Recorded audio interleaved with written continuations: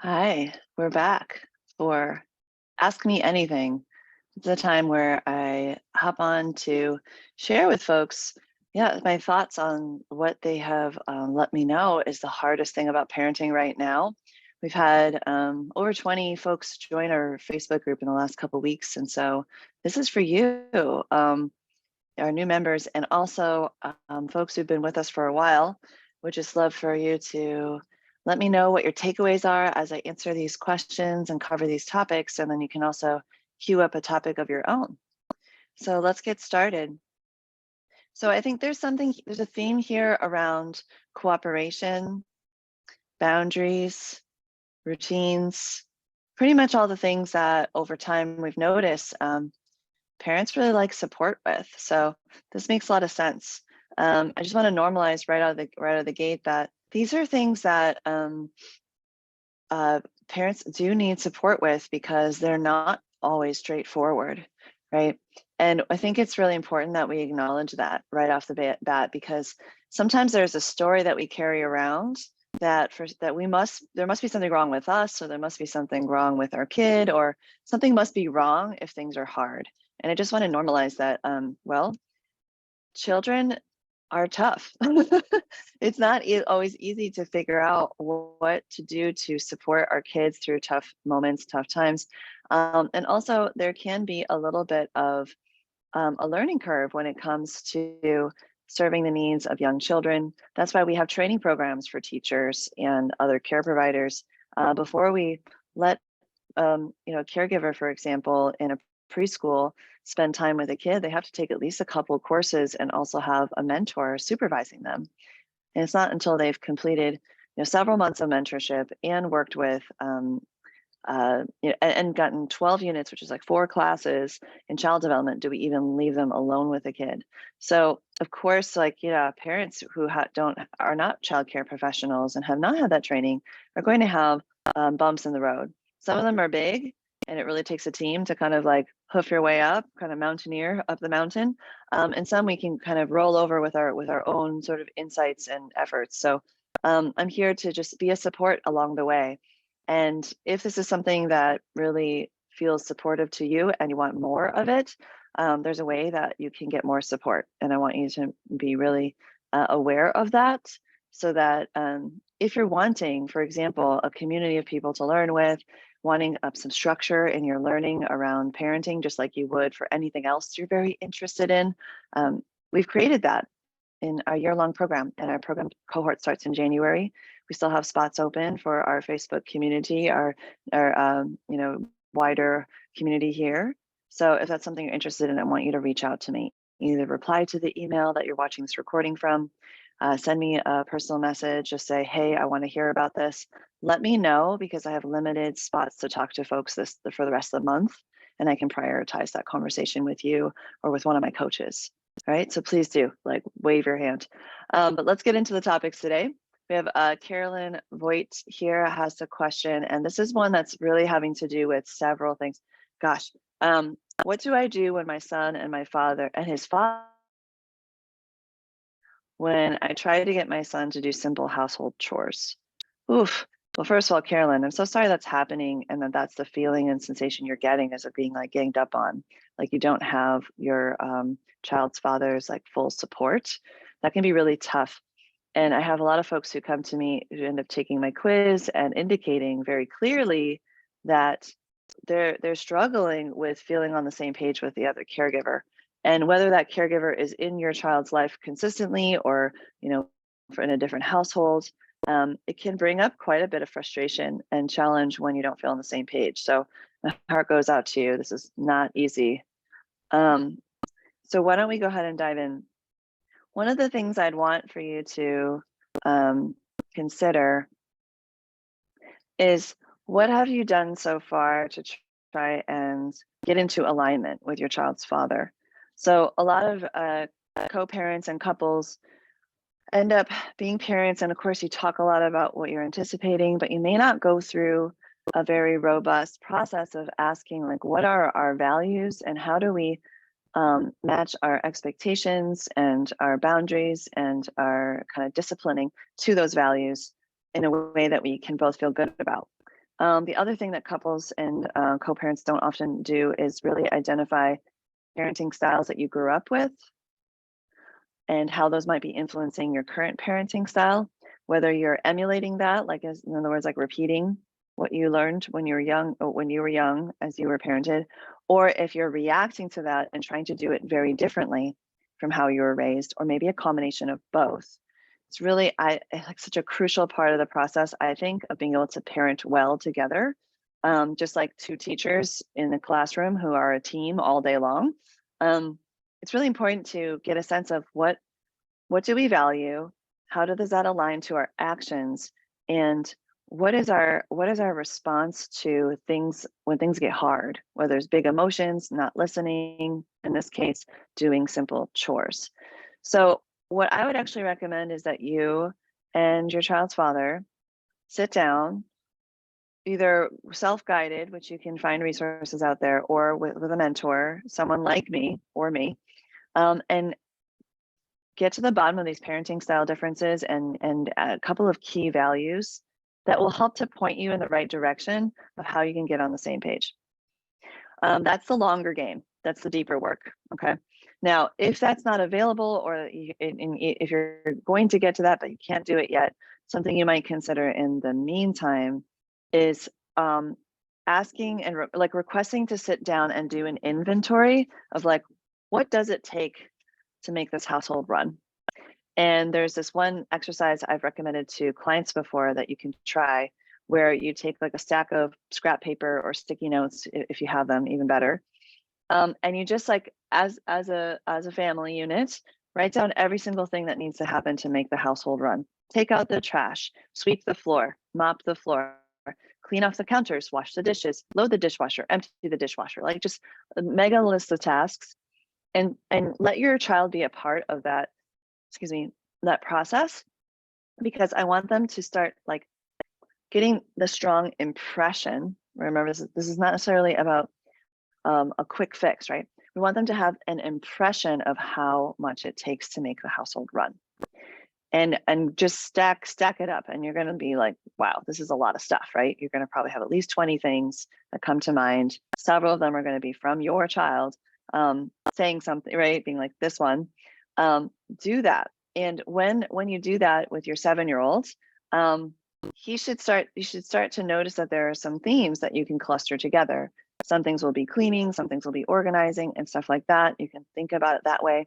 We just want him to have a lot of exposure, and his father, to the massive amount of work it takes to make the household run.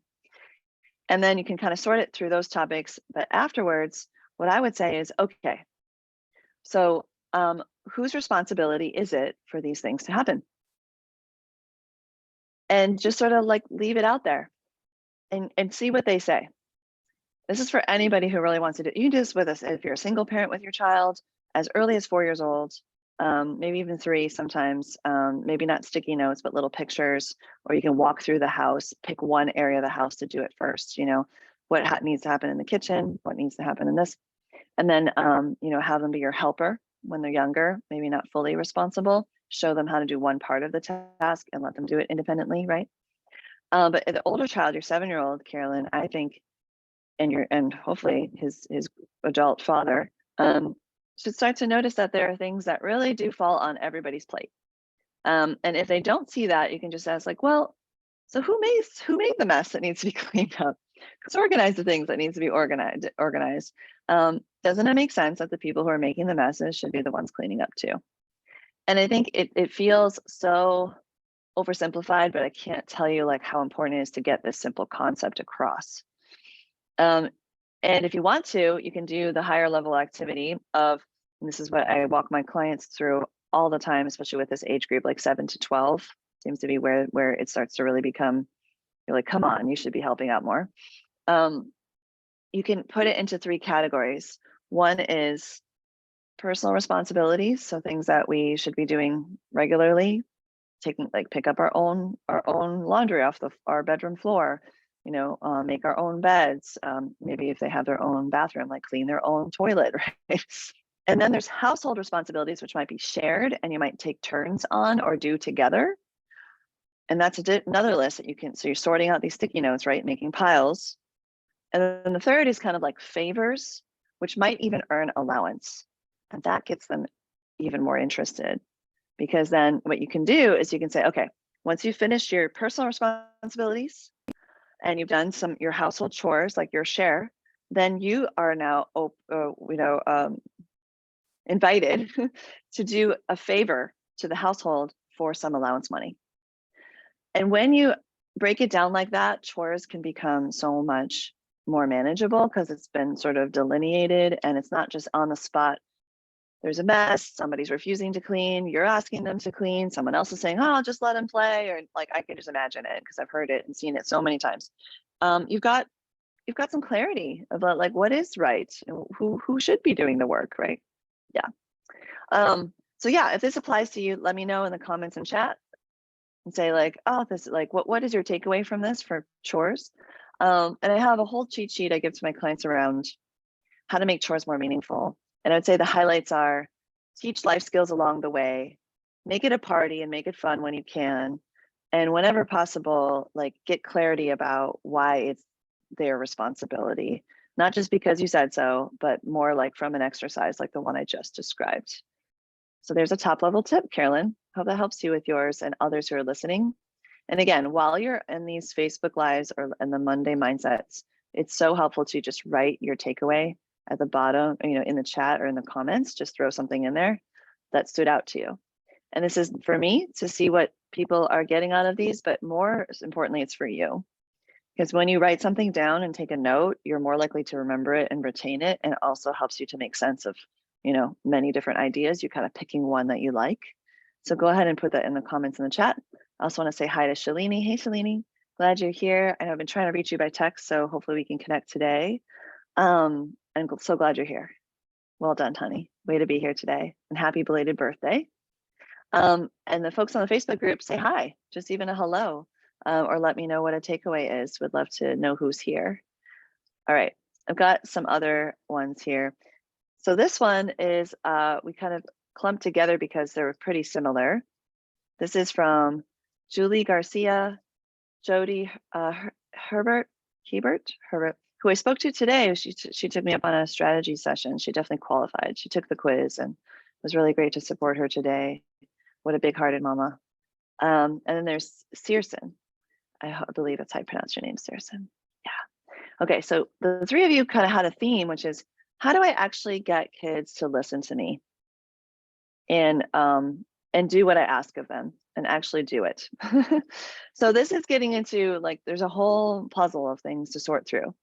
And it would probably be different for each of you.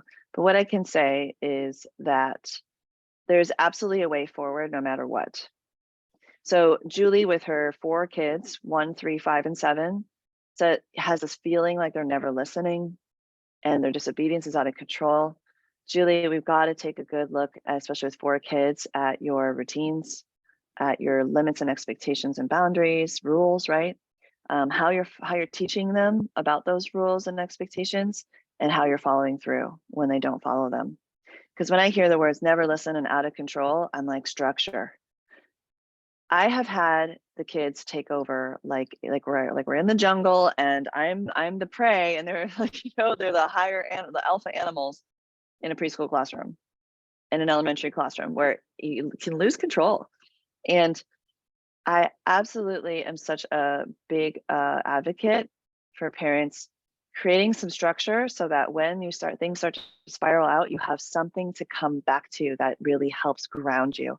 Whether it's a reset, or like a family reset, and everybody comes to the kitchen table and you talk to them before they're allowed to go play again. Whether it's previewing the routine every day so that they really know what's coming up, and letting them know that at certain transition points, you're going to be asking them to do things and they need to listen to you if they want to be able to have fun and, or have access to some resource. You can give kids a heads up and a preview, and it really does help them. It's structure. Also, with, expectations, if you are not consistent with them yet, let's get you consistent with them. And that way they know, like, if they do this, then this is going to be the result. And it's not unclear, because kids love an experiment. They want to know how things work. It's their job. They're figuring out the rules of their culture, where they fit into the family system. That's what they're up to in this developmental plane. So if you give them a reason to test the system because it isn't very consistent, they will test it. It's like they can't even help it. So when I hear disobedience out of control, I wonder, what can we do to make the expectations and the routine and your response to their disobedience as consistent as possible and as structured and effective as possible? So I would really want to be looking at all those pieces. What you could start with, Julie, I think, is probably enlisting your 5 and your 7-year-old and really borrowing from whatever rules they're following at school as like a reset, right? Because I know you already have probably said 1,000 times what you want them to do and not do, but have you enlisted the kids' help in creating that structure with you? Oftentimes that's a big missing piece. I'm not saying that it is for you because I'm not sure yet, Julie. And Julie, yeah, maybe it would be a good idea for us to just connect one-on-one too. Like, let me know, send me a little message. Just let me know if you, let's just say yes in the chat, even here, and I'll reach out to you, okay?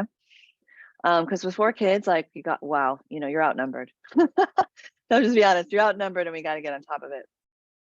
JoDee already knows what I would say about this because we already chatted today. Something that stood out around that is like, that conversation was believing in our own authority.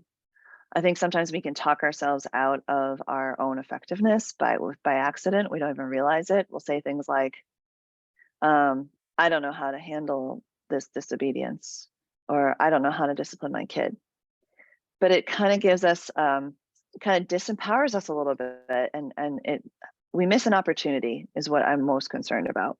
And the opportunity is to reflect and say, what have I tried that has worked even a little bit? Where have I had some wins? And one thing JoDee shared with me today, and I know others do this too, is really tune into what your child needs right in that moment and trying to meet like the need behind the behavior is how I would describe it. So if a child is like yelling, it's like, well, are they under-resourced, like hungry, tired? Maybe they're lonely and they're trying to get attention. Like, just starting to ask that question of like, what is the need behind the behavior and what is this behavior trying to communicate? I always tell my clients who describe a behavior of their children and they feel baffled, I say, well, if all behavior is communication, what is the message that's trying to come through?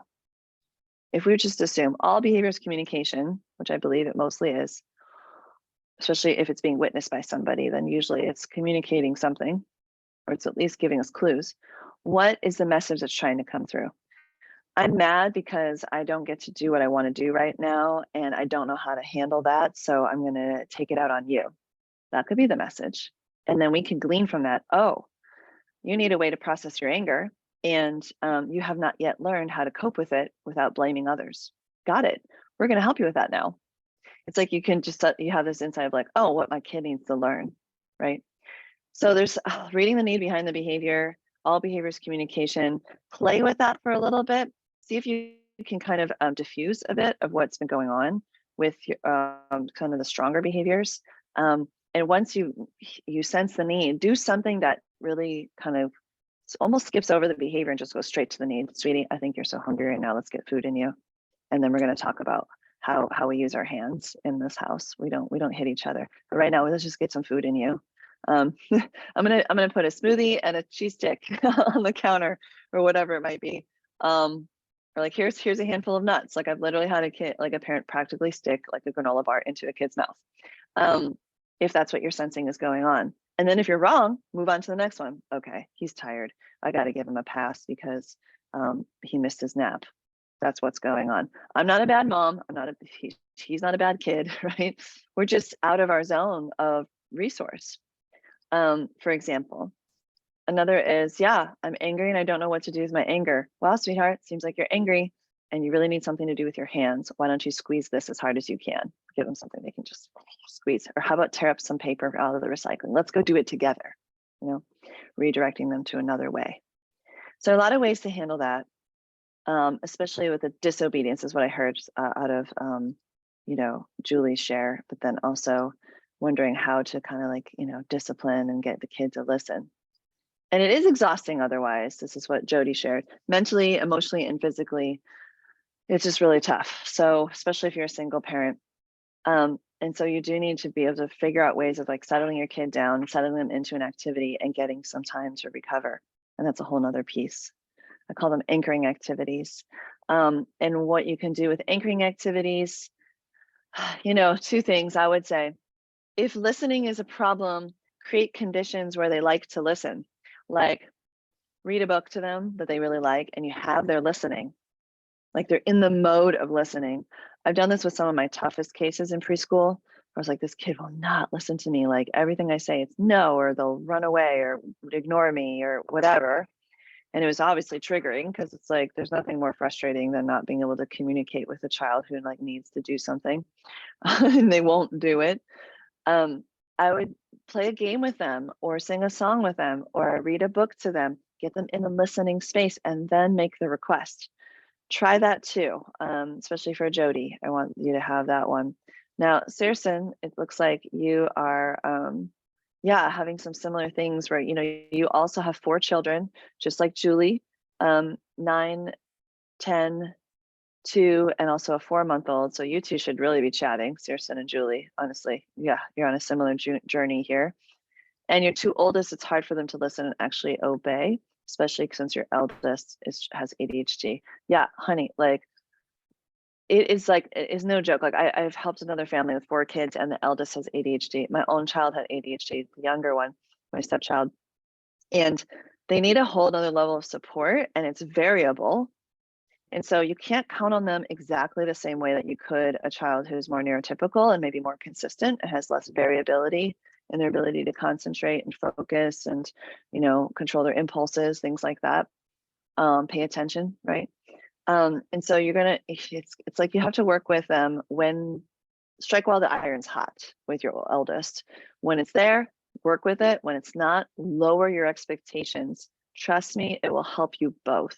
And think instead, oh, I can't demand very much right now. I need to actually add in support. So help them get organized, help them remember, help them keep track, help them break things down into smaller steps. If you can embrace that need when it arrives, you will have a better time. I wish someone had told me earlier with my stepson. He didn't really get his diagnosis until he was almost 12. And so we had this year or 2 together where we were all just trying to figure out why he wouldn't do the things he said he would do. Like he would go to another room after agreeing that he was going to go start his homework, and we go in there and he's messing around with something else. And partly it was willpower, sure, but mostly it was his distractibility. And once we realized that, we're like, oh, we can't just send him into a room to do homework. He actually needs some structure and some support, especially like today. Yesterday he could do it, but today it's a low attention day, low attentiveness day. So let's have him do his work right here in the kitchen where one of us will be. And we can be like helping him bring his attention back to it, right? Until he learned how to do it for himself. Actually, I had a pretty great college career and graduated this May. Super proud of him. So there's a lot of hope there, but there's a lot of self-awareness that we need to kind of help them build and skills on what to do when that attention and focus is really low. The other thing you can do is really like I was sharing about for Julie is like get clear about the expectations and the routine and have the kids, especially your 2 oldest, be involved in that. And I know you're going to have to again strike when the iron's hot with your 10-year-old. And not, when he or she actually, is it he? No, you didn't indicate. Yeah. Let's see. Yeah, you didn't say, but your eldest, like when you see that attentiveness or concentration, they're like, call a family meeting, like just do it. Oh, he's really focused. Oh, he's really or she, call a family meeting and like go over the plan for the next day as a place to start and just talk it through and say, where does this get, where is this easy? Where is this hard? Where is it hard to listen? Where is it easy to listen? Why? What can we do about it? Right? Is there any way we can make this more fun or interesting? Does anybody have any concerns? Just go get it in where you can, even if not everybody wants to participate. Your 2-year-old probably not as much, but your 10 and your 9-year-old, you should be able to have a little huddle. Now, if all of this just sounds like way out of reach, Cirsen, you should also reach out to me. Let's chat, okay? Because before, like I said to Julie, you're going to want to get ahead of these things as soon as possible, and then really start enlisting your eldest kids in a way that you can really feel like you have a partnership with them, because they are going to be the role models for those young ones. And if the old ones are setting the tone and it's not great, then it is going to be hard to get the little ones on board, and you'll really truly be outnumbered. So let's get ahead of it as soon as possible. Now, we're going to talk about some things that are related to big emotions, handling our own emotions, and some routines. So let's talk about routines first, because I think that's like, we've been touching on it, and I think it's important that we go ahead and just get on it. So there are two here that I want to chat about. One is by J-Donta and the other is by Danielle. Danielle, who came to our Calm Parent Switch. So glad that you're able to make it, Danielle. Shalini's here too, who was also in that event. I don't know if you noticed that, Danielle. But their questions are, how can we create a bedtime routine and get our son sleeping independently in his own space? That's J-Donta.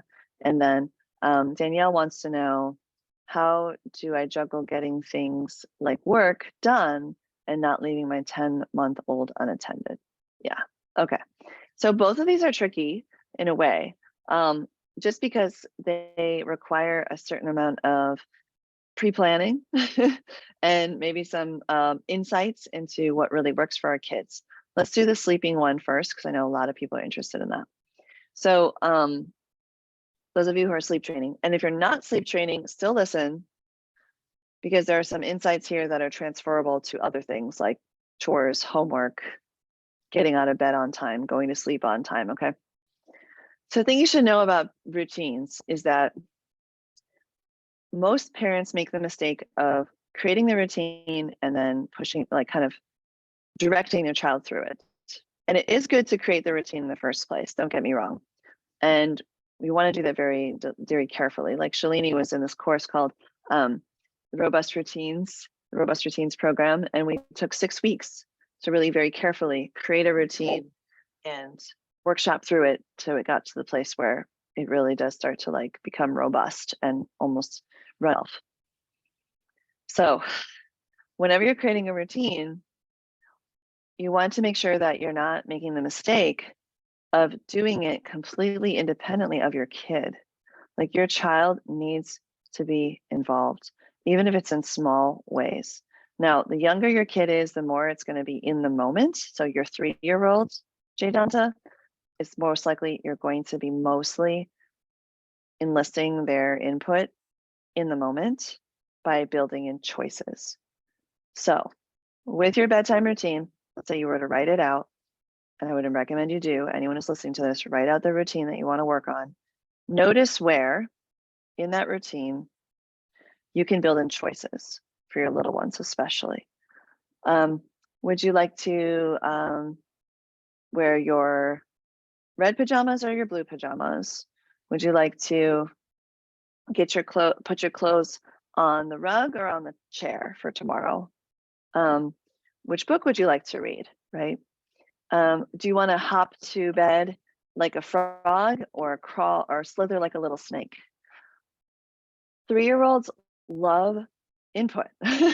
They love having some control over something. They're the ones who will say, I do, me do, right? Or I want to do it myself, depending on how far along they are with their language. They're the ones who will like you'll try to touch something they're working on, and they'll grab it away from you and be like, no, I'm going to do it. And so build in moments where they get to have input and some autonomy and some agency, some choice. Okay. Now, if you're already doing that and bedtime routine is going smoothly, great. But this is for all the people who are wanting one of your routines to run smoothly with young kids. Build in those choices. I want to also say that sleeping independently is a whole nother piece of it. But I want you to get your leading up to bedtime feeling like your child feeling empowered and like they have some control or agency over the process, because that can definitely avoid the power struggle at the end. And then it can also get them in the practice, just like the practice of listening we were talking about earlier, the practice of making choices and feeling empowered. Because when you want a child to sleep independently in their own space, it's pretty important that they feel like there's a part that they're going to play. They're not just getting left. So what I recommend building into your sleeping routine is some way that you two are working together to help them fall asleep. Nap rooms are some of the best and worst memories I have of being a preschool teacher, because helping a room full of kids fall asleep all at once is challenging. And so we usually have like a 1-to-6 ratio at that point, rather than like a 1-to-12, because it does take some effort for some kids to fall asleep. Really, they need a little help. So your 3-year-old might be in the stage where you really need to be with them until they fall asleep. But that's not the same as falling asleep in your bed. So whatever you're doing to help him fall asleep in your space, I want you to go start doing it in another space and practice with nap time, so that he can start to acclimate to the idea that this is a place where I also fall asleep, where good things happen like they happen in your bed. Does that make some sense? So then he's starting to associate this space, his own space, as a place of rest, a place where good things happen, where he feels cozy, where he's able to fall asleep. That's step number 1. There are about 3 to 12 steps in sleep training. So let's just get you started with that, okay, J-Donta? And then let us know how it goes, and we can get you the next couple steps. I want to know where you're at in your process, and we can support you. So again, reach out for some one-on-one attention if you'd like. Just message me, or just put hi, yes, please, in the chat below, and I can connect with you. All right, moving on to Danielle. So Danielle has a 10-month-old, and it is hard not to leave him for longer periods of time, like when you're working. And leaving a 10-month-old alone for a half hour to an hour, I will just tell you right now, is going to be an uphill battle, Danielle. So in your case, yes, this is something that you want to work towards, longer times where your child can self-entertain. But no, it's not a reasonable goal to do that consistently at 10 months. And I'm telling you this from experience. I've worked in infant toddler rooms, and not having a caregiver in the room is actually quite startling for a 10-month-old for anything longer than 10 to 15 minutes usually. And if you get to a half hour to an hour, that's actually the exception, not the norm. So Danielle, what I want you to start doing is actually reaching out. You need to reach out.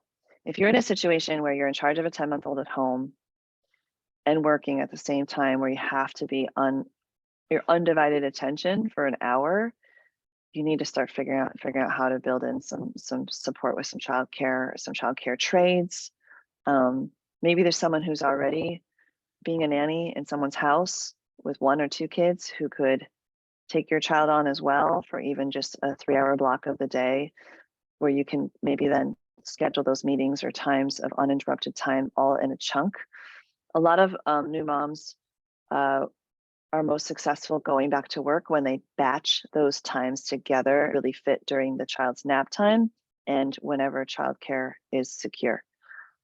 I also think that it's important to let everyone know in your life, including workmates, like whoever it is that is maybe you feel has an expectation that you're available for a straight hour, to maybe make some adjustments. I think that oftentimes it lands on the parents to make all the adjustments, when really it's a team sport. Like, work is a team sport. And when one of us can only be on the field for 20 minutes at a time because that's what we got, but we're great when we're there, the team has to kind of get used to that and sub out, or let you take a 5-minute break and then come back, right? So I would just want to be looking at those like broader conditions first, of like, where's your childcare coming from? And could you find a way to get that same childcare with either less money or less complication, right? Is there some simple way to get you these chunks of time?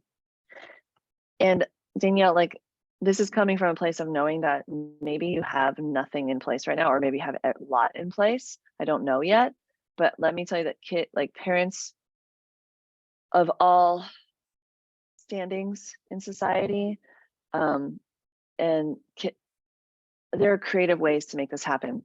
I've seen like a group of single moms who are all working but barely getting by, so they didn't really have money for nannies or childcare, pull together a co-op, a childcare co-op, where each of them like volunteered an afternoon, and then the others covered the other afternoon. So like, let's say you cover one afternoon and then and have 3 kids for that time, and then somebody else takes the kids for 2 afternoons a week. Suddenly you have 2 afternoons free, and you can actually get more done in 2 free afternoons than 3 afternoons where your attention is split between your child and work. The struggle is real. It is not easy to have a child under, I'd say, 1.5 years, or even 2 at home while you're also trying to work. That being said, you can also try and build in more what I call anchoring activities. And this is something I also have like a cheat sheet for my clients around, like what are anchoring activities? And the highlights are really observing what your child is absorbed in right now. And it changes frequently. It changes frequently, especially the younger they are. So at 10 months is going to look different from 11, it's going to look different from 12. But what can you put in your child's space or environment that they can really get engrossed in? And sometimes it is screens and things like that, but for 10 months, you're really trying not to, right? So what do they just get engrossed in? Like they're just like so curious and interested in it. It could be something that makes sounds, something that smells good. It could be something that crinkles and like has like texture. It can be puzzles. It can be like a particular toy that plays music and they really like hitting the button and hearing the music. You know, really just noticing what anchors them, then you might get your hour. But it's not something I would say, Danielle, that you should count on at this age. 20 minutes is what you probably could count on. And so that's why I'm really wanting you to think broadly about like what you can set up for yourself structurally outside of the times where you really do need to divide your attention and trying to settle them in. And the other thing I've done before, and I've seen people do, especially if your kid is starting to sit up and feel comfortable with that, you know, is the classic playpen and have it close to you. And whatever you can, you know, be off camera on mute in meetings and things like that, and give your baby some attention. And then as soon as, you know, kind of multitask in that way where you're like listening to the meeting or something like that, and you're still like engaging face to face with your baby, because they do want that and they're going to be looking for that. And that's part of why it's hard to separate from them for longer than 20 minutes, because there's like, it's hard to find something more interesting than the other animal in the room, which is us, you know? And I've also heard that pets can help, like really help.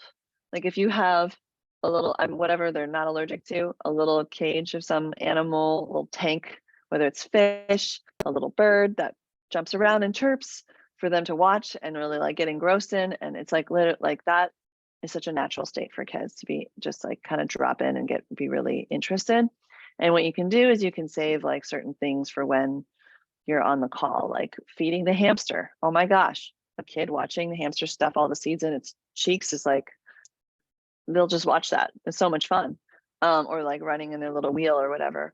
Or like feeding the bird a really fancy fun snack that they love, and like they can watch them like peck at it and open all the seeds and, you know, make their little happy sounds. A bird taking a bath, that's another one. I remember myself, even like I have memories of being 6 or 7 and just watching my little parakeet like get all wet and fluff around, and I could watch that for a very long time. So here's some ideas. Some anchoring activities. So just be on the hunt for anchoring activities and build in more batch time where you have coverage, and push back on expectations, ask others to accommodate you as well as you trying to make it work and fit in the full hour. Yeah. I want you to leave feeling like this is you're empowered. Like it's not, there's nothing wrong with asking for these things, and keep experimenting till you stumble upon some things that work. Tirelessly create community around raising your child. It's so important. We cannot do it alone. That's why I create this community, the Facebook community, the YouTube channel, everything. But even more importantly, like my year-long program, like I could just have private clients, and I have plenty of interest, a wait list even. But I often say, wouldn't you have more fun together? So I ended up with 27 families in my year-long program. And then I ended up limiting my one-on-one clients to only 5 to 7 families at a time, because the community, all the ideas that come through and the support, and really reaffirming like you don't have to do this on your own. And then in your immediate city and neighborhood and school community, perhaps when you get there, it'll be very natural for you to say, hey, do you want to do a childcare or co-op, or would you like to figure out a carpool exchange? When can you watch my kid? When can I watch your kid? And really expand that network, Danielle, so that this question doesn't feel so stressful. Okay. I don't like hearing you pulled in many directions at once. It's hard. And so let's get you resourced. All right. So then we're going to move into emotions, but yeah, let us know what stood out. What stood out about that piece, Danielle and others. And this is not just for 10-month-olds, right? This is for all of us who are juggling the demands of both working and parenting, especially single parents, but all parents these days. We just have a high level of demand from the workplace, and a whole lot that we're doing as well at home, because we're aspirational. I've called this generation of parents, and the one like a half step above us, like a little bit like half generation older, an aspirational generation of parents. In other words, we aspire to bring forward the traditions and the good things that we had in our childhoods for many of us. And then I'd say for all of us as aspiring parent, like aspirational parents, we want to improve on what we grew up with too. Like, especially because now we know so much more about children and about how important the first, especially 10 years, but even before that, 5 years are. So we're aspirational. And that means like we're going to be putting a lot on our plates, right? Of like making sure we stimulate our kids with everything they need to be stimulated by, that we teach them how to be resilient and be regulated, and help them be motivated and creative thinkers and problem solvers. Like there's just a lot that we want to do, and sports and arts and music and all these things we want to expose them to, languages, right? And so with all of that, we do though have to say like, it's okay. Like that is not a reasonable load for one human being to take on. It's just not. So let's keep coming together, doing it in community, building your village constantly. That's why this painting was such a standout for me. And I put it in my studio here, is because we get to do it together, and it's beautiful in how different our children's experience gets to be as we come together as community. And there's always something to unify us. We're not separate, turns out, especially in parenting. We can all relate to something that other people are going through. So last but not least, we're going to talk about emotions. This comes from Alissa Pattison, wants to teach her child non-reactiveness. And she wants to do it by example, which is so smart, Alissa, I love that. And she knows that she wants to also figure out how she can respond with what she truly wants to teach, rather than maybe some automatic responses. Yeah, because when we're in the automatic, oftentimes we're not doing our best, right? And like I said, we're an aspirational group of parents that want to do better and do our best and really give our kids a great model, which is so amazing. And oftentimes it leaves us feeling like we have a whole mountain to climb. So let's just take it a step at a time. How about? So first things first, what does it mean to be non-reactive? We just taught this in the Calm Parent Switch, that series that Shalini was there, and some others came to, or you'd watch the recording replays, and even watch the Lasting Calm Masterclass that we had to share a recording instead of do live. So if you also are in that crew, we have the recording ready. Hope you got the email. We'll send out maybe another email or two, make sure people saw it. We taught you about hacking your nervous system. And one of the most important things you can do to have to calm yourself down, and eventually not even need to calm yourself down, is to start having awareness that there is a space. This is so important. There's a space between the stimulus, like what's happening, and your response. And that requires you to slow it down and stretch it out. When something's going on and you feel yourself react, you slow down and just name it. That's the first step. Name it. Oh, I'm reacting to this. Oh, I'm triggered. Oh, my heart's racing. Oh, I'm about to do something I really don't want to do, like yell or something. That flash of awareness in that space is everything.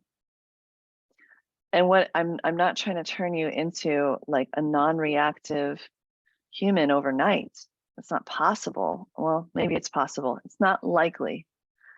But what I am here to say and to tell you is possible and likely is that over time, the more often you can catch that moment and stretch out that little space between, the more likely you're going to be able to choose a response rather than just react automatically.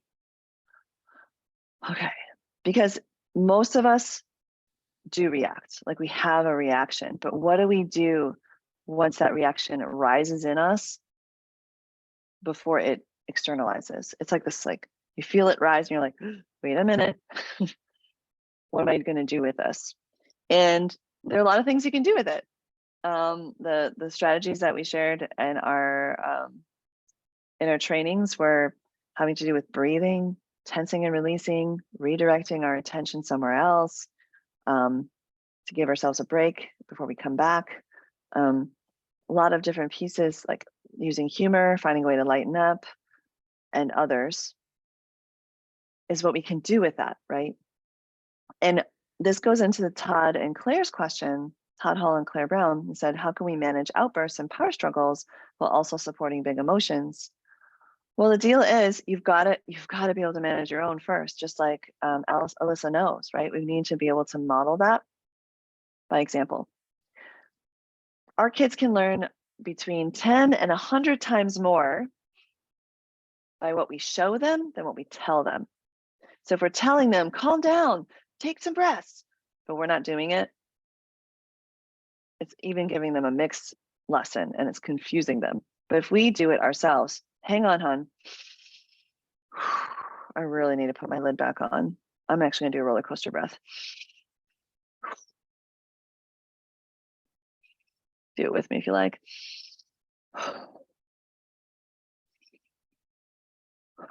Okay.